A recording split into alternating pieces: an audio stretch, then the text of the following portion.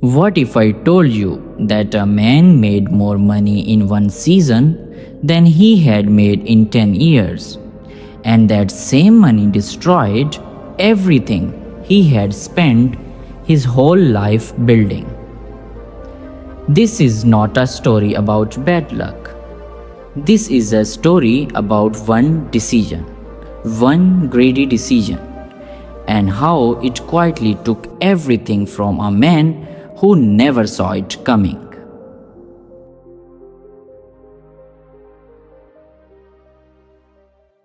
In a busy village market, there was a merchant named Gilbert. Gilbert sold spices. Not just any spices, the best spices in whole market.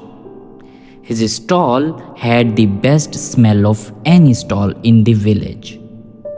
People came from other villages just to buy from Gilbert. He was not the richest man in the village, but he was comfortable. He had enough money, he had a good name, and he had something that takes years to build and seconds to destroy. People trusted him. Every market day, his stall was full. Mothers came to buy spices for cooking. Restaurants owners came every week. Traders came from far away because they knew Gilbert's spices were always good and his prices were always fair. Gilbert was happy with his life. For many years, everything was fine. Then one summer, the rain stopped coming. The drought was bad, the worst in 20 years. The roads dried up. The farmers had no water. The traders who brought spices from far away could not travel easily. Supply became very small, and when supply becomes very small, prices goes up. Gilbert looked at his storage room. He still had good stock.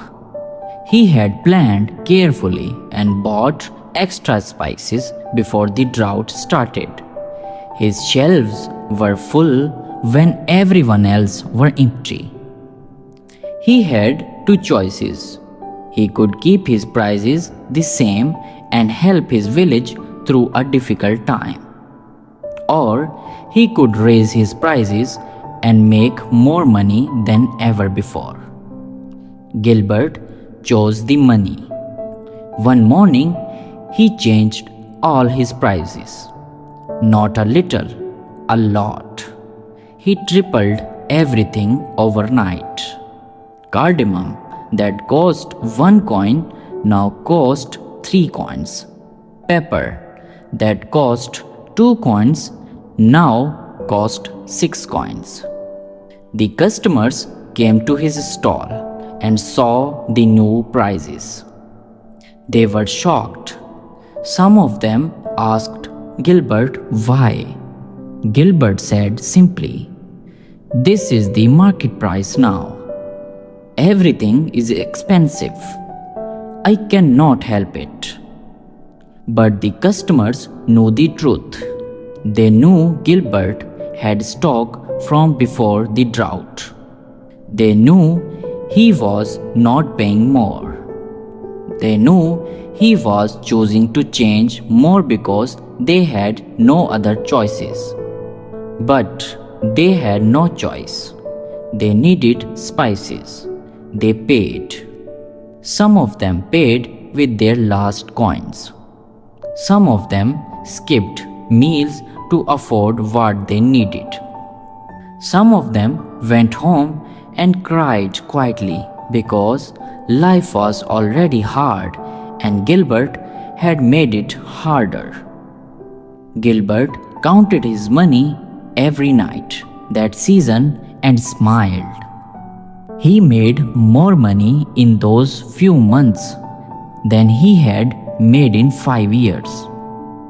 He told himself he was smart. He told himself this was just a business. Then the rains came back. The roads opened. The traders returned. The other spice merchants came back to the market with full stocks and normal prices. And something very quiet happened. The customers stopped coming to Gilbert. Not loudly, not with anger, not with shouting or complaints. They simply walked past his stall and went to the other merchants. The mother who used to buy from Gilbert every single week without fail, she now brought from the new merchant at the end of the row. The restaurant owners who had been Gilbert's customer for 10 years, he now had a new supplier.